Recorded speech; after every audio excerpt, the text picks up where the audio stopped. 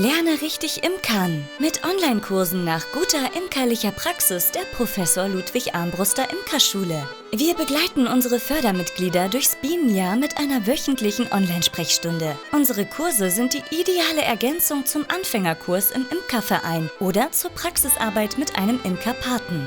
www.armbruster-imkerschule.de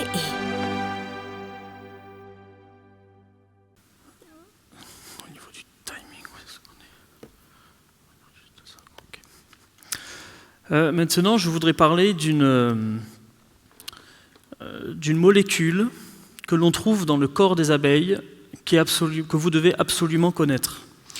Jetzt will ich von einem Molekül sprechen, das im Körper der Biene zu finden ist, das ich euch unbedingt zeigen will.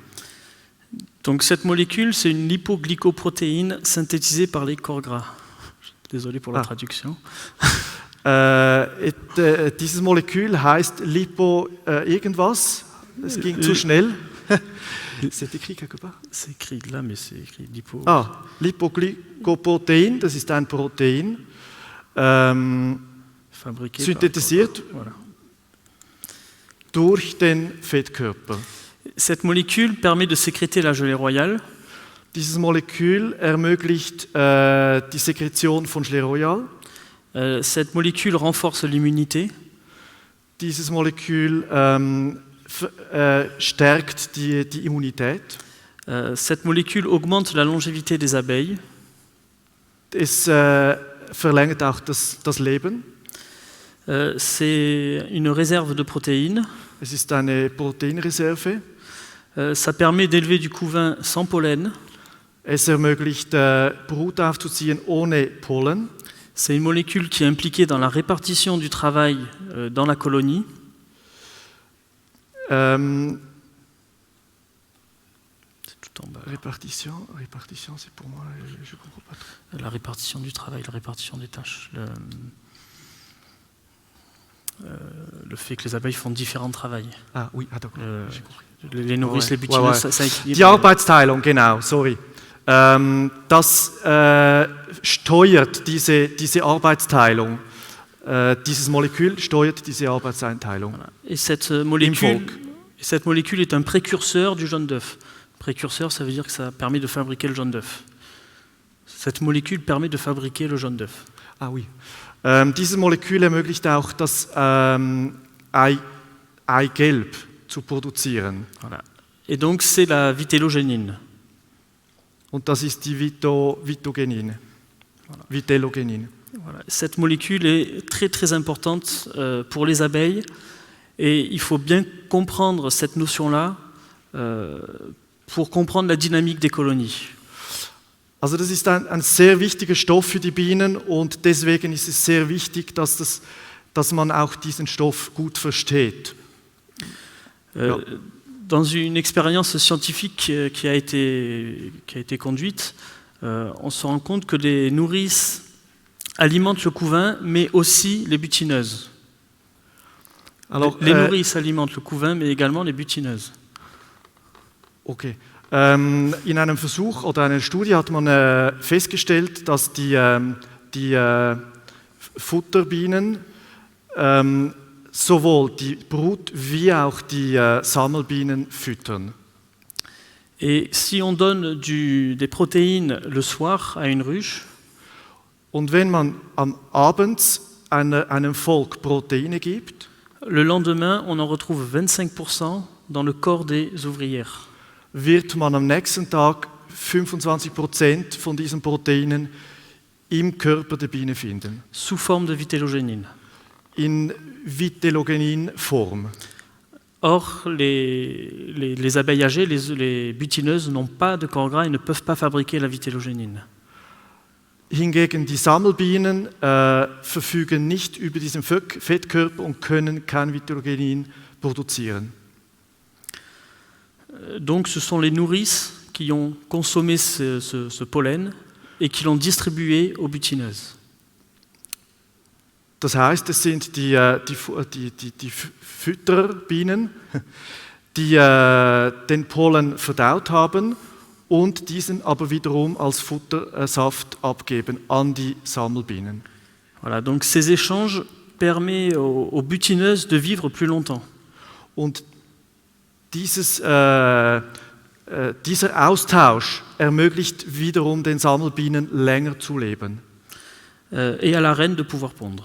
und der Königin umzulegen. S'il n'y a pas de vitellogénine, il n'y a pas de ponte. Wenn es kein Vitellogenin gibt, gibt es auch keine kann die Königin nicht legen.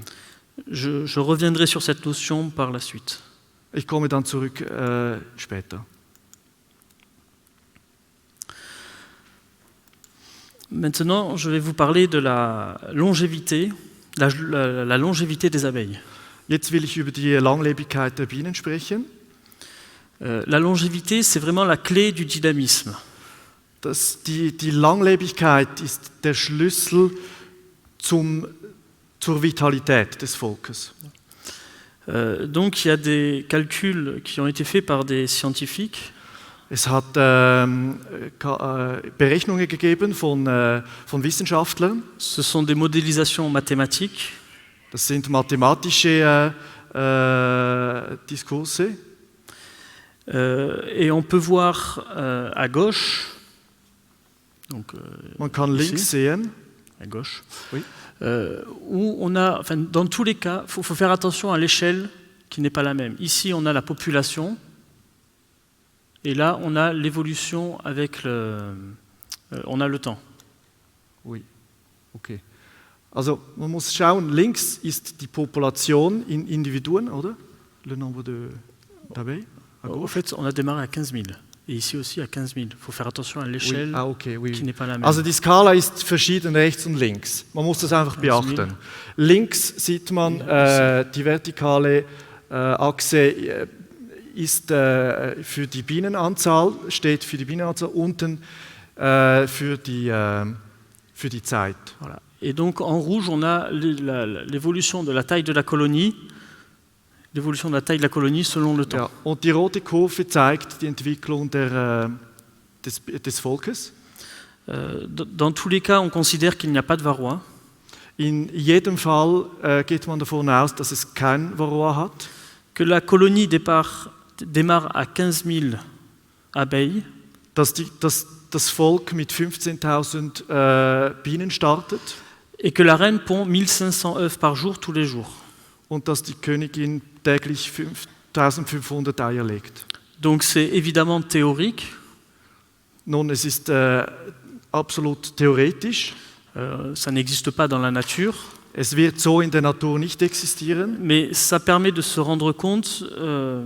La seule différence qu'il y a entre ces graphiques, c'est le nombre de jours que vivent les butineuses.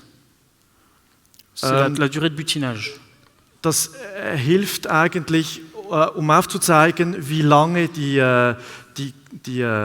Bienen leben können. Voilà, donc à gauche, les butineuses vivent 16 jours. Auf der linken Seite leben die Sammelbienen 16 Tage. Alors qu'à droite, elles ne vivent que 4 jours. À droite? Que 4? Et là, elles vivent que 4 jours. Und auf der rechten Seite leben sie nur 4 Tage. Voilà. Donc, ce qu'on peut voir, c'est que cette colonie-là, où les butineuses vivent 16 jours, elle arrive à une population de 70 000 abeilles. Auf der linken Seite, wo die Sammelbienen die 16 Tage erreichen, sieht man, dass das Volk 80 000? 70 000. Dass das Volk bis 70.000 wächst, bis auf 70.000 Individuen. Voilà. Alors que si les ouvrières ne vivent que 4 jours, cette colonie ne dépasse jamais 20 000 abeilles. Ja, also wenn das auf der rechten Seite dieses Volk zum Beispiel,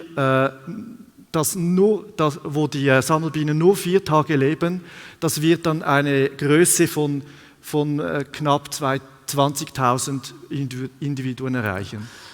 Et pourtant, cette ruche-là, qui ne dépassera jamais 20 000 abeilles, quand on la visitera, elle nous semblera en bonne santé. obwohl dieses Volk rechts wird trotzdem beim Öffnen einen guten Eindruck machen. Voilà. Il y aura du couvain de manière normale. Es wird Brut haben, das normal erscheint. Mais on n'aura jamais une grosse population qui permettrait de faire une belle récolte de miel. Aber es fehlt dann oder es wird nicht die Population haben, die es ermöglicht, eine gute Honigernte zu erreichen. Voilà. Tout ça pour vous montrer que la longévité des butineuses est super important pour avoir des ruches populeuses. Nun, dieser Effekt zeigt eigentlich, dass es wichtig ist, langlebige Bienen zu haben. Et je vous rappelle que la durée de vie des butineuses dépend de la capacité des nourrices à leur donner de la vitellogénine. Und ich will nur wiederholen oder erinnern, dass die Langlebigkeit der Sammelbienen abhängt von der Art und Weise, wie sie von den Futterbienen ernährt worden sind. Alors, dans une colonie, donc, cette partie-là n'est pas traduite, donc il y a ici la reine. Nun, im Volk hat es oben die Königin.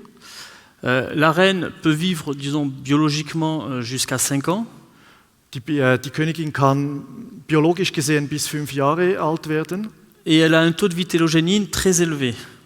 Une quoi? Elle a un taux de vitellogénine dans son corps. Ah oui. Elle a un taux de vitellogénine très élevé. Sie hat einen hohen Vitellogenin-Gehalt im Körper. Les abeilles Duetinus, qui sont des abeilles grasses, des abeilles d'hiver. Die fettleibigen Bienen, die fetten Bienen.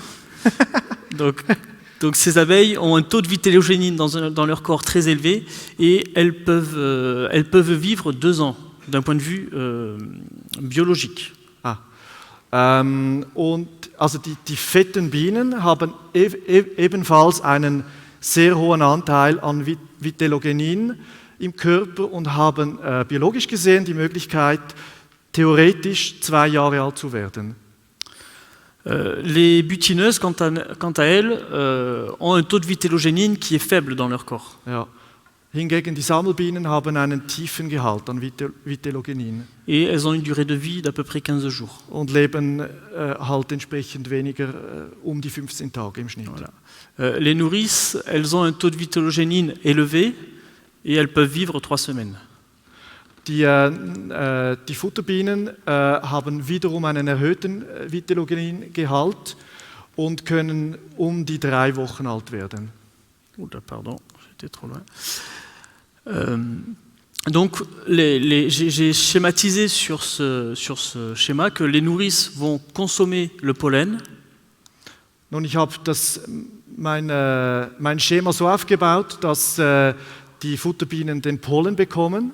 Et vont ensuite distribuer la vitellogénine aux ouvrières d'intérieur, à la reine et au couvain. Und werden das anschließend in Form vom Futtersaft den weiteren Bienen im Stock verteilen, der Königin und der Brut. Voilà. Et également aux butineuses. Und auch den Sammelbienen. Et plus ou moins selon les moments de la saison. Plus ou moins? Plus ou moins. Elles vont nourrir mieux ou moins bien les butineuses selon le moment de la saison. Mais j'en parlerai après de ça. Okay. Also im Zusammenhang mit den Sammelbienen werde ich noch später vertiefter drauf kommen. Donc maintenant, je vais vous parler de la thermorégulation. Jetzt werde ich über die Thermoregulation reden. Donc, tout d'abord, quand on regarde le bilan énergétique de la ruche, wenn man sich anschaut, das ist die energetische Bilanz, wenn man so will, voilà, eines Volkes. On a 54%, soit 130 kg de miel consommés pour thermoréguler le nid à couvain. Dann sieht man, dass der blaue Anteil mit 130 Kilo Honig verbraucht wird, die Wärme zu produzieren, die Thermoregulation zu bewerkstelligen.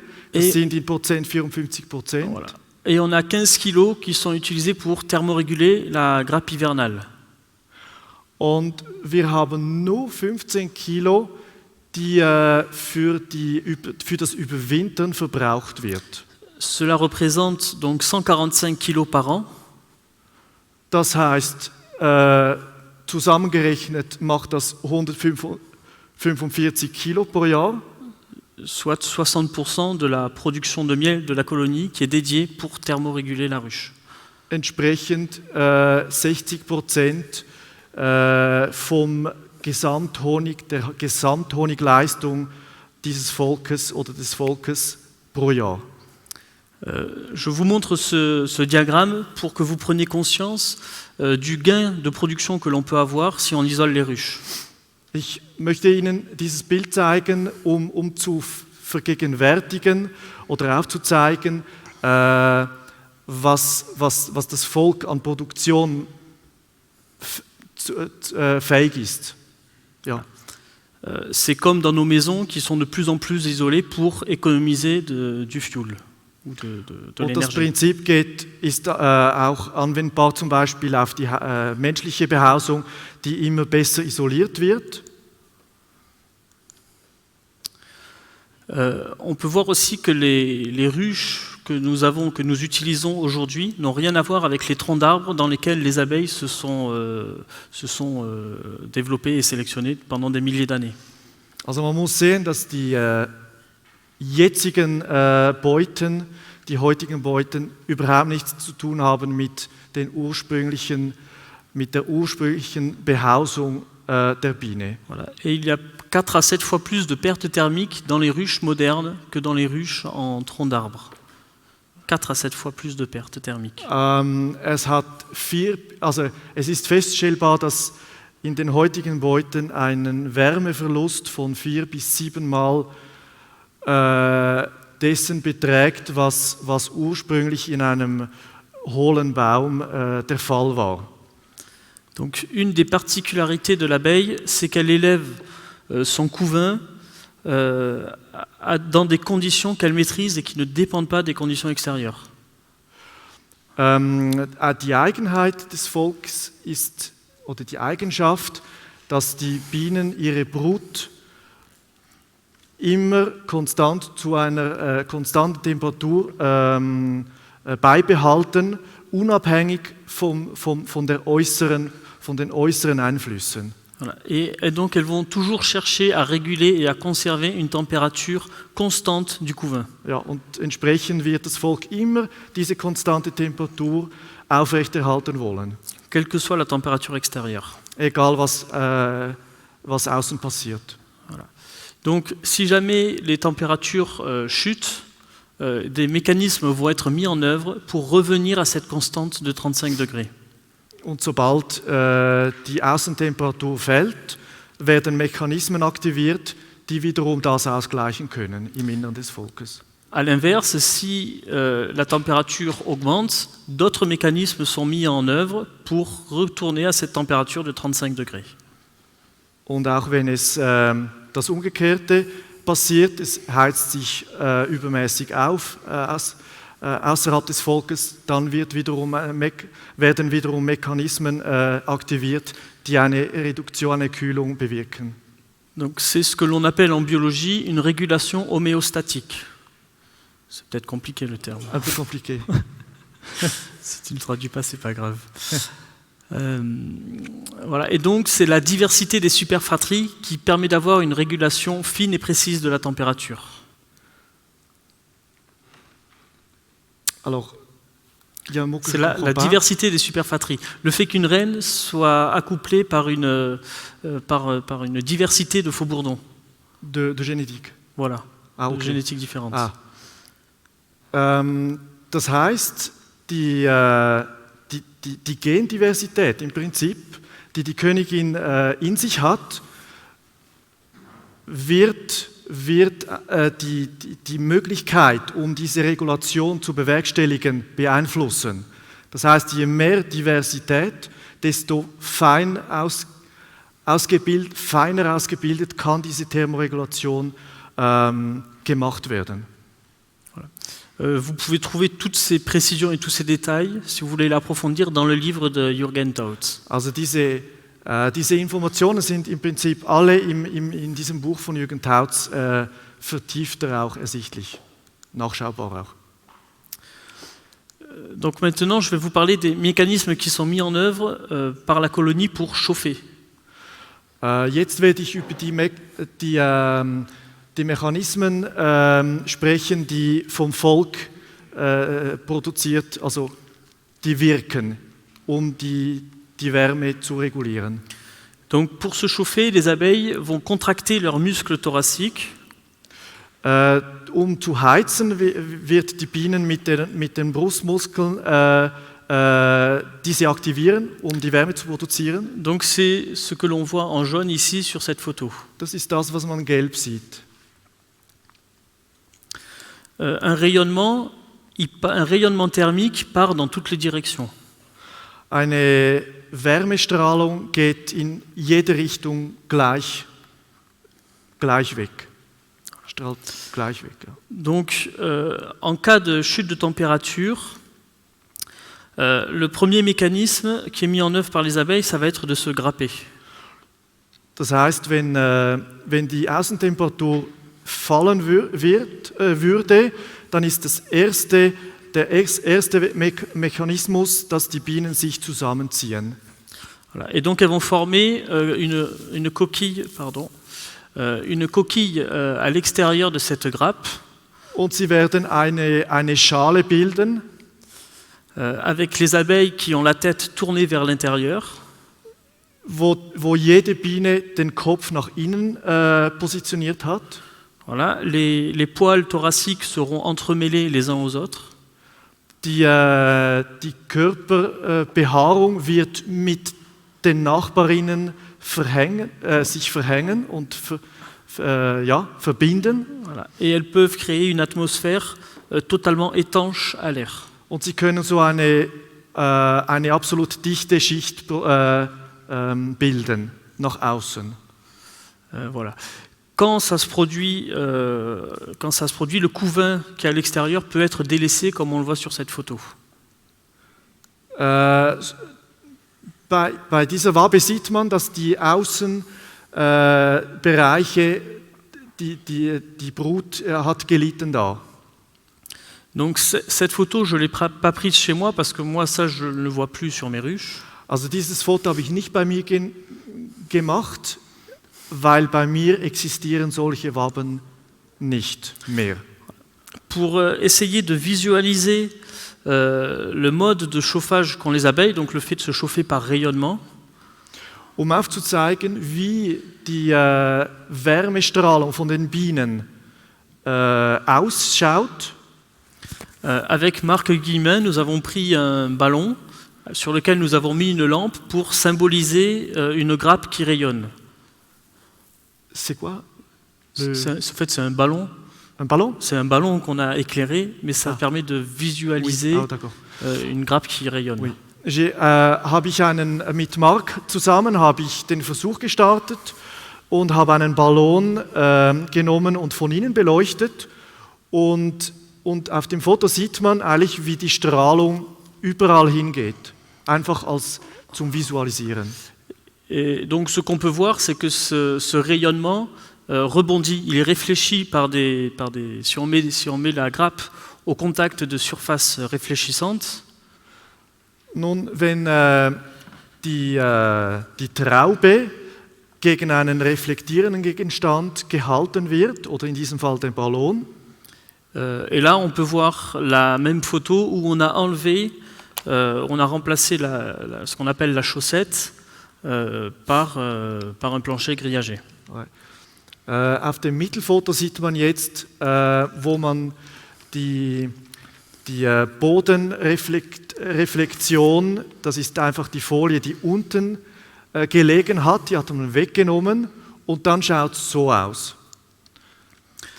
Donc là, c'est une photo thermique que j'ai prise. Et le curseur n'est pas pointé sur une abeille, mais sur la chaussette. Dieses Foto habe ich genommen von dieser Unterlage, dieser reflektorischen Unterlage. Nicht von den Bienen, von der Unterlage. Donc, ce que l'on observe, on voit qu'il y a 33,5 degrés qui sont réfléchis vers la grappe. Und man sieht anhand der Abstufung der Farbe, welche Temperatur wieder zurückgestrahlt wird zum Volk. Donc, ça permet d'économiser, ce rayonnement permet d'économiser beaucoup d'énergie.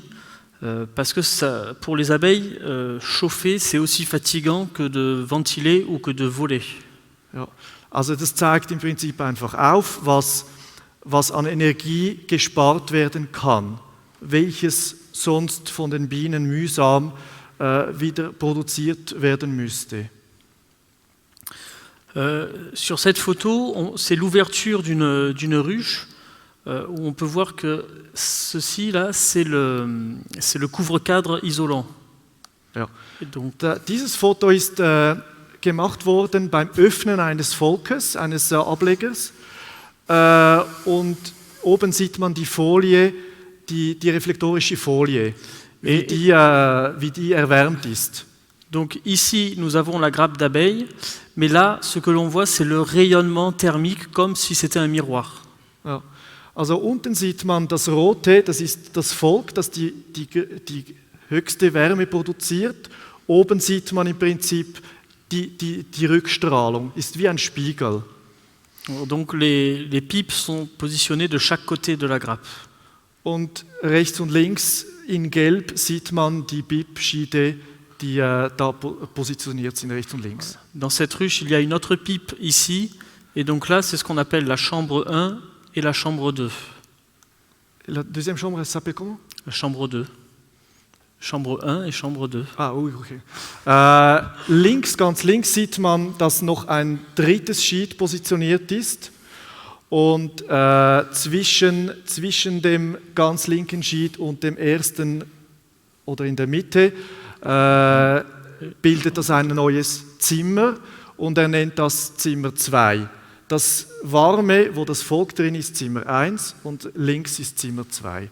Voilà. Je vous reparlerai à la fin plus en précision de cette conduite en double chambre pour produire du miel. Ich werde auf dieses System jetzt vertiefter eingehen, auf die Honigproduktion bezogen.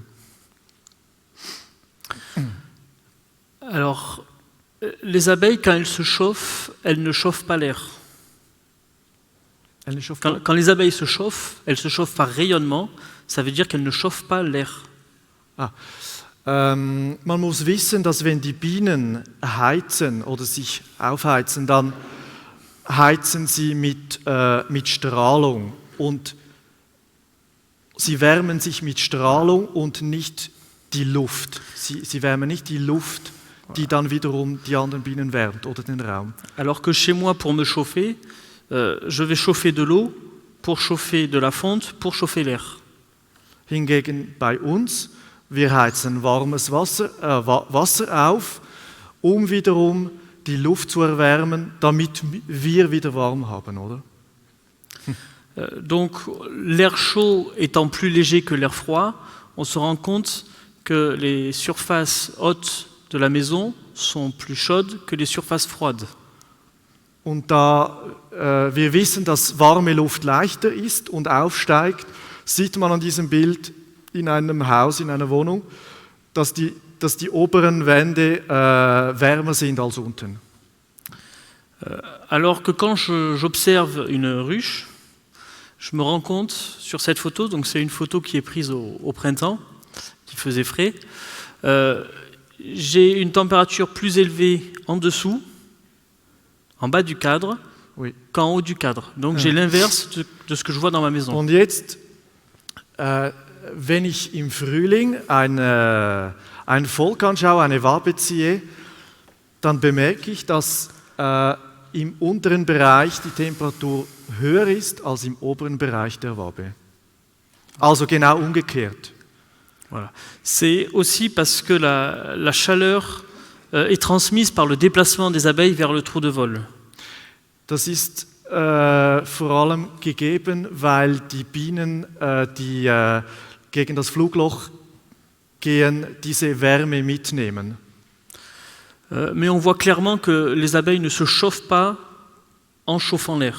Aber man sieht deutlich, dass die Bienen die Wärme nicht an die Luft abgeben, sondern diese einfach abstrahlt, die Wärme. Alors ça, c'est une photo thermique que j'ai prise en Alsace au mois de février, le 14 février.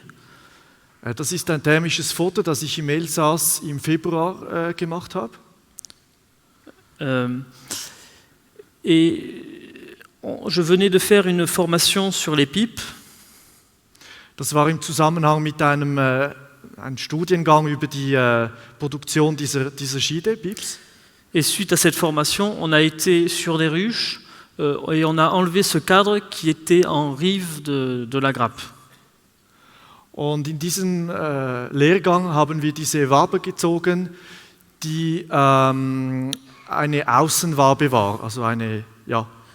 À ce moment-là, moi j'avais une caméra thermique dans les mains et j'ai été très étonné de voir la répartition de la chaleur sur ce cadre.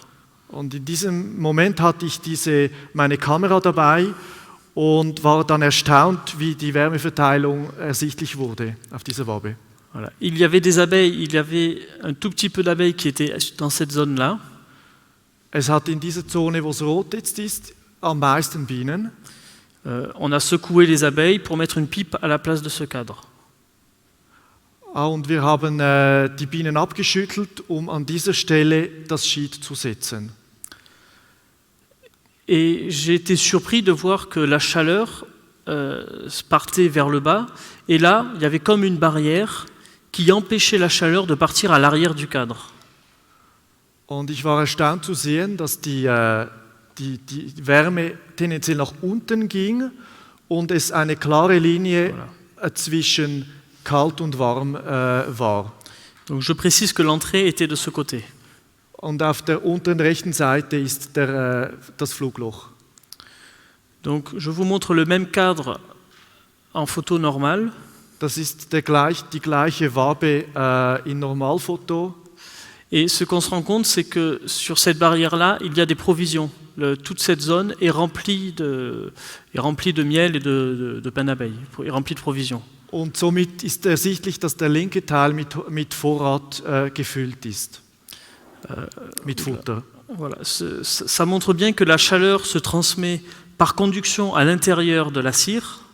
Das zeigt auf, dass die Wärme über das Wachs geleitet wird.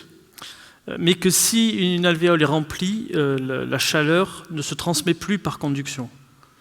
Aber sobald eine Zelle gefüllt ist mit Futter, dass dann die Wärme nicht weitergeht.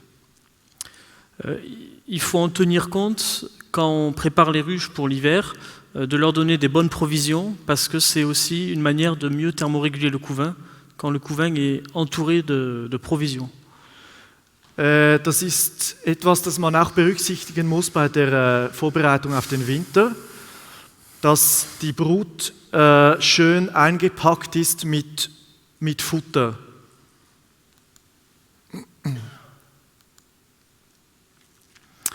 Voilà, donc ce qu'il faut bien retenir, c'est que les abeilles, quand elles se chauffent, elles ne chauffent pas l'air, mais par contre, elles perdent la chaleur par l'air. Ja, das steht jetzt da. Die Bienen erwärmen nicht die Luft, aber verlieren durch die Luft Wärme. Das ist wichtig zu wissen. Et c'est pour ça que même si les abeilles se chauffent par rayonnement thermique, il faut quand même isoler les ruches pour la partie supérieure, parce que sinon elles vont perdre la chaleur par des courants d'air de convection. Das heißt, es ist trotzdem wichtig, dass der Bienenkasten, die Beute thermisch isoliert wird, damit diese Wärme, die die Biene verliert an die Außenluft, nicht so stark verloren geht. Ok. Donc maintenant, je vais vous parler des mécanismes que met en œuvre la colonie pour refroidir la température. Jetzt werde ich über die Abkühlungsmechanismen sprechen. Donc, le premier mécanisme, ça va être de dégrapper, d'écarter la coquille. Der erste Mechanismus ist das Ausweiten des Volkes, also nicht zusammenziehen, sondern ausweiten.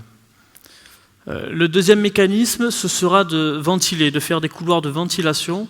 Pardon. Der zweite Mechanismus ist die Luftventilation.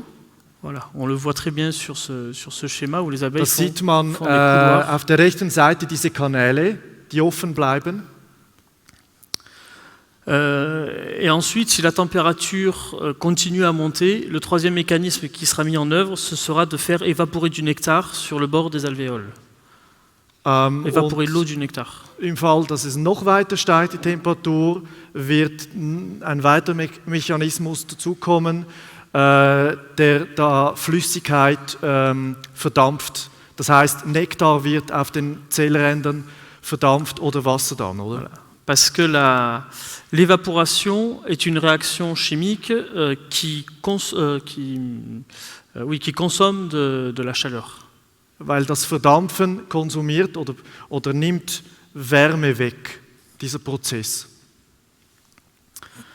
Par contre, si la température continue encore de chauffer, le nectar, les abeilles vont délaisser la récolte de nectar pour aller butiner de l'eau. Wenn das noch gesteigert wird, dann wird die Nektarverarbeitung wird dann eigentlich liegen gelassen und dann wird dann eben Wasser gesammelt, also die Sammeltätigkeit wird aufs Wassersammeln konzentriert und um die Wärme weiter zu reduzieren dann effektiver. C'est pour ça que même dans des régions chaudes, c'est important d'isoler les ruches. Das heißt, wenn man in einer warmen Gegend imkert, ist es umso wichtiger, dass man die Beute thermisch isoliert. Il y a une expérience scientifique qui a été menée à Jérusalem par Lenski. Lenski, le nom est ici. Es gab einen Versuch in Jerusalem von Lenski gemacht.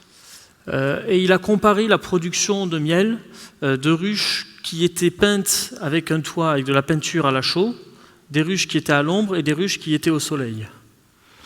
Und sie haben untersucht, sie haben Bienenvölker oder Beuten, die an der Sonne standen und solche, die am Schatten waren, haben sie verglichen. Voilà. Et donc les ruches qui étaient à l'ombre ou qui étaient peintes à la chaux ont produit 2 fois plus de miel que les ruches qui étaient exposées au soleil.